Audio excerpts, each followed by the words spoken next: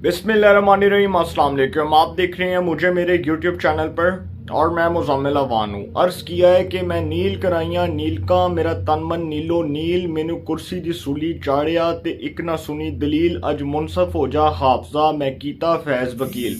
Sir ये जिन्होंने फैज़ हमीद साहब को अपना वकील किया हुआ था, फैज़ हमीद साहब ने पूरे ज़ोर शोर के साथ उनकी वकालत की और बड़े दबंग अंदाज में वकालत की। बल्कि इमरान खान साहब के दौर में फैज़ हमीद साहब को ये भी एजाज़ हासिल हुआ कि वो पॉलिटिकल इंजीनियरिंग के मास्टर कहलाते थे। नून लीग की सीनियर टॉप लीडरशिप, जितने भी सीनियर रहनुमा थे, मरियम नवाज, हमजा शहबाज, शहबाज शरीफ, नून लीग के कायद नवाज शरीफ साहब जो उनके सबसे बड़े हरीफ थे, शाहिद काकान अब्बासी, ख्वाजा आसिफ, एहसन इकबाल, मैं जिस का नाम लूँगा मेरा ख्याल है नाम कम पड़ जाएंगे और बंदे ज़्यादा हो जाएंगे।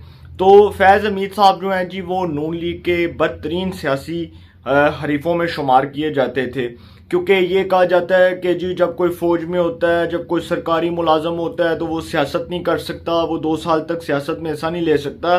लेकिन ये जो मौसूफ़ हैं इनकी कारस्तानियाँ और इनके करतूत मुलाहिज़ा फरमाएँ कि ये इमरान खान साहब की हुकूमत में DGISI रहे। DGISI बनते ही इन्होंने कार्रवाइयाँ डालना शुरू की।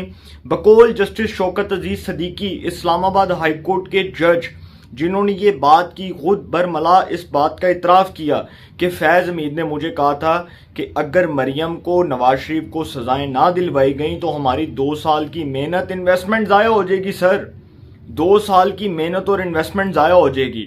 कम टू द टॉपिक, अब जिस बात पर आने जा रहा हूँ ये वैसे तो बड़ा अलार्मिंग है कि फैज़ हमीद साहब अभी हाल ही में रिटायर हुए, जबकि उन्होंने रिटायर 2023 में होना था। अप्रैल 2023 में उनकी रिटायरमेंट का ऐलान होना था, लेकिन वो पहले ही हो गए क्योंकि जो पॉलिटिकल इंजीनियरिंग हो रही थी सर वो अब नहीं हो सकती थी। इसकी वजह ये थी कि आसिम मुनीर साहब जैसा एक बड़ा अपराइट शख्स आर्मी चीफ बना, जिसने पहले इस बात का ऐलान कर दिया कि हमारा सियासत से कोई ताल्लुक़ नहीं है, हमारा इदारा सियासत नहीं करेगा। और ऐसा शख्स जो माशाल्लाह हाफ़िज़ कुरान है, जिसको ये एजाज़ हासिल है, वो पाकिस्तान के फ़ौज पाकिस्तान का सरबराह मुकर्रर किया गया, उसको आर्मी चीफ बनाया गया और ये बड़े एजाज़ की बात होती है। तो सर ये जो फैज़ हमीद साहब थे ना, ये इनको मालूम हो चुका था कि अब इनकी कहानी ज़्यादा देर नहीं चलनी, बिल्कुल ख़त्म है, ये भी ख़त्म शुद्ध फारग थे खोडे लाइन, इनको पता चल गया था। इसलिए इमरान खान साहब जो हैं उनको जितनी सहूलतें मिली, जितना इमरान खान साहब को प्यार मिला, शफकत मिली, इमरान खान साहब के ऊपर हाथ होला रखा गया, तो सर वो जो नताइज थे फिर आपके सामने थे कि इमरान खान साहब वज़ारत उज़्मा से गए, फैज़ हमीद साहब जो हैं वो आर्मी चीफ की दौड़ से गए और जनरल बाजवा जो हैं वो जिस तरह से रुखसत हुए, उनके 6 साल जिसमें मीडिया का गला दबाया गया, मीडिया की आवाज़ को बंद किया गया, उसकी आवाज़ को सेंसर किया गया, सिविलियंस को जेलों में डाला गया, सिविलियंस के ऊपर झूठे मुकदमात बनाए गए। सिर्फ इस मुल्क में सियासतदानों को एक घटिया एहतसाब की बेंच चढ़ाया गया, घटिया एहतसाबी निज़ाम जिसके ऊपर एक धब्बा लगा हुआ था जो एहतसाब के नाम पर इंतकाम था, उसकी बेंच चढ़ाया गया। तो सर ऐसे वक्त में जनरल फैज़ हमीद, जिन्होंने उनको वकील किया हुआ था, जो फैज़ हमीद साहब, मैं इसके ऊपर ज़्यादा बात इसलिए नहीं करूँगा कि फैज़ हमीद साहब जो हैं उनकी करतूत और उनकी कारस्तानियाँ तो आपके सामने हैं। और अब मौसूफ़ की जी एक वीडियो आई है, मौसूफ़ की एक वीडियो आई है चकवाल में, जो PTI के सीनियर नायब सदर हैं मलिक खुर्शीद साहब। मलिक खुर्शीद साहब जो हैं जी वो ख़ताब कर रहे हैं और साथ फैज़ हमीद साहब बैठे हुए हैं। और मलिक खुर्शीद साहब का ताल्लुक़ पाकिस्तान तहरीक इंसाफ से है, वो PTI तहरीक इंसाफ चकवाल के सीनियर नायब सदर हैं। और वो जी क्या फरमा रहे हैं, वो कह रहे हैं कि फैज़ हमीद जो हैं वो उन्होंने बहुत अच्छा काम किया सर्विस में रहकर, जिस तरह आपने अपने इलाके की खिदमत की। अच्छा, सर्विस में रहकर अपने इलाके की खिदमत कैसे की ये भी मैं आपको बताता हूँ। सर्विस में रहकर फैज़ हमीद साहब आपने अपने इलाके की खिदमत की। हम चाहते थे कि आप चीफ ऑफ आर्मी स्टाफ बने, लेकिन ये खुदा को मंजूर ना था। आपने बहुत अच्छा काम किया, चकवाल की तरक्की होनी थी, अगर आप आर्मी चीफ बन जाते, पाकिस्तान को आपकी ज़रूरत थी। हमारी 4 यूनियन काउंसिल्स के लिए आपने 25-25 करोड़ रुपए मंजूर करवाए। हमारी 4 यूनियन काउंसिल्स के लिए आपने 25-25 करोड़ रुपए मंजूर करवाए। सर अब ये जो 25-25 करोड़ रुपए मंजूर करवाए गए, ये इमरान खान साहब की गवर्नमेंट में करवाए गए या चौधरी परवेज लाई की हुकूमत में करवाए गए, इसकी तहकीकात भी होंगी। और फिर जो चकवाल में जनरल फैज हमीद साहब का 70 करोड़ का घर है, घर मैं कह रहा हूँ, बल्कि घर भी तो एक आम सा जो घर है वो तो आप 2-3 करोड़ में बना सकते हैं, लेकिन हम मेरे जैसा जो गरीब है उसके पास तो इतने पैसे नहीं हैं। लेकिन फैज़ हमीद साहब जो हैं जी, वो फौज में रहकर कैसे खिदमत कर रहे थे। एक तो वो पॉलिटिकल इंजीनियरिंग के मास्टर थे, नून लीग के खिलाफ जो झूठे और जाली मुकदमात बनाए जा रहे थे उसके मास्टरमाइंड थे, और पाकिस्तान में अदलिया के एहतसाबी, आप समझ लें कि पाकिस्तान में जो अदलिया का एक प्रोसेस था जिसमें साकिब निसार साहब भी उस वक्त इन्वॉल्व थे। अगर ये बात की जाए तो साकिब निसार साहब के साथ मिलकर उन्होंने जिस तरह से पाकिस्तान में जुडिशल एक्टिविज्म, और फिर उसके बाद आप सबको पता वो कहानियाँ, साकिब निसार की ऑडियो निकली, साकिब निसार ने बाद में जस्टिस राणा शमीम के उन बयानात की तरदीद कर दी, और वो केस कहाँ गया। सर वो केस जो है इन्ना लिल्लाहि व इन्ना इलैहि राजिऊन, उसके ऊपर सिर्फ इतनी बात करूँगा वो, क्योंकि उस केस का अता पता ही कोई नहीं है कि वो केस गया किधर है। उस केस की कोई जो है वो उसकी तहकीकात हुई क्या, उसके मुताबिक साकिब निसार साहब को पेश किया गया, सर कोई पता नहीं। सत्य खैरा वो केस जो है वो भी दफन हो गया। तो ये जी 25-25 करोड़ रुपए जो मंजूर करवाए, उसके बाद मैं आपको ये भी बताऊं कि मैंने ये भी पता करवाने की बात की है कि जो चकवाल में जनरल फैज हमीद साहब का 70 करोड़ का जो फार्म हाउस है, जो आलीशान फार्म हाउस है, वो कब बना, उसकी मालियत, उसके ऊपर लगने वाला पैसा, वो किसने जो है वो इनके ऊपर नवाजिशात की, डेफिनेटली इमरान खान साहब ने की। इमरान खान साहब की हुकूमत में ये कारस्तानियाँ हो रही थी, ये करतूत, ये सारा कुछ इमरान खान साहब की हुकूमत में हो रहा था, और ये सारा प्री प्लान था।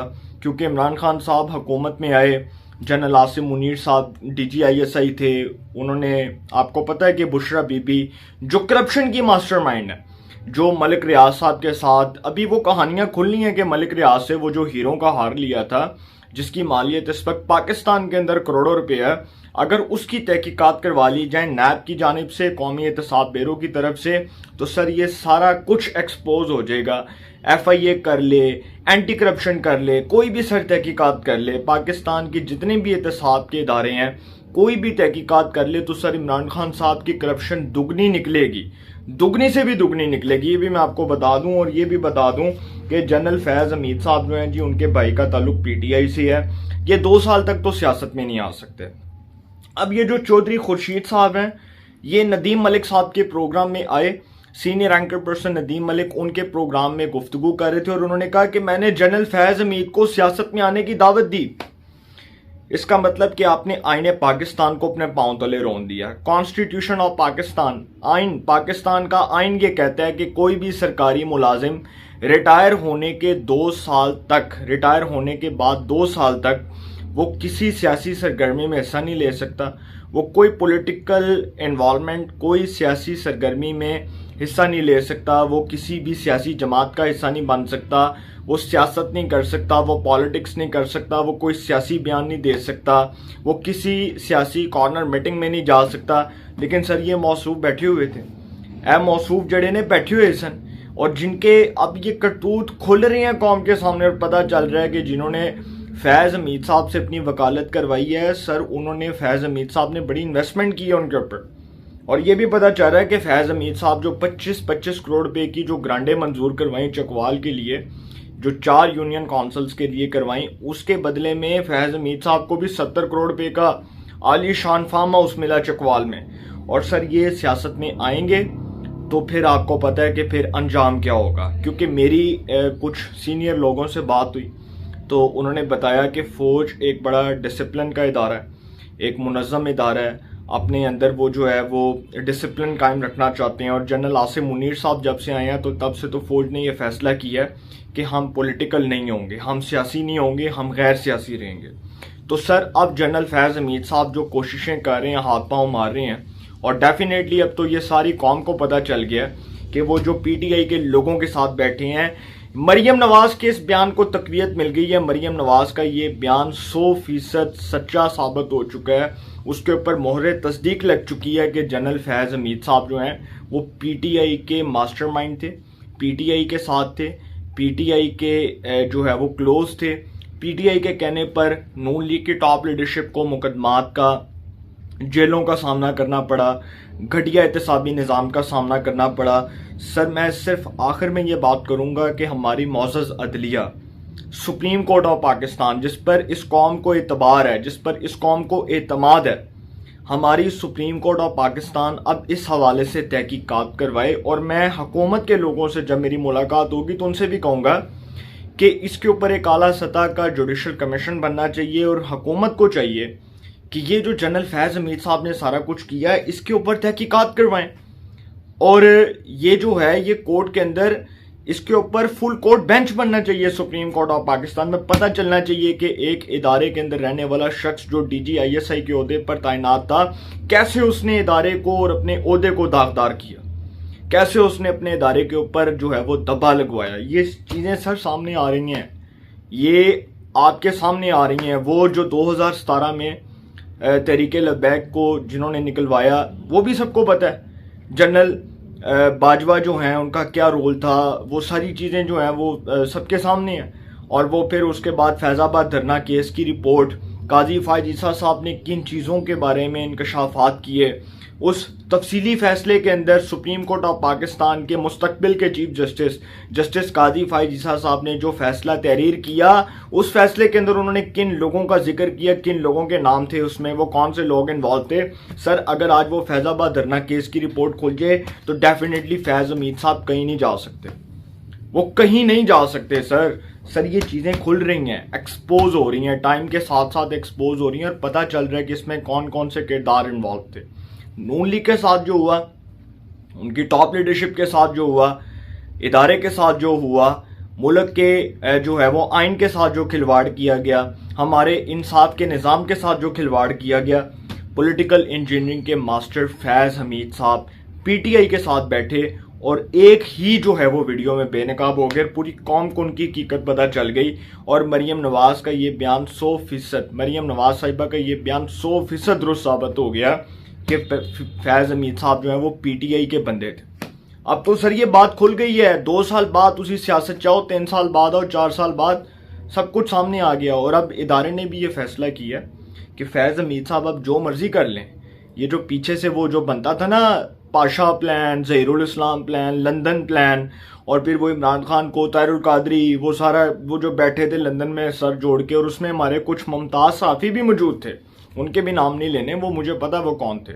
तो सर फैज़ हमीद साहब जो हैं अपनी खैर मनाएं, इदारे ने फैसला कर लिया कि इनको मुकम्मल तौर पर मॉनिटर किया जाएगा, इनकी तमाम सरगर्मियों को बाकायदा तौर पर देखा जाएगा और देखा जाएगा कि ये कहाँ पर जाते हैं, किससे मुलाकातें करते हैं। ये इदारे का फैसला है, ये पाकिस्तान के इदारे के वक़ार का फैसला है, ये उसकी इज्जत का फैसला है। तो अपनी राय का कमेंट्स में ज़रूर इजहार कीजिएगा। इंशाल्लाह एक नए सेगमेंट के साथ फिर मुलाकात होगी। अपना बहुत ख्याल रखिएगा। अल्लाह ने के बाद।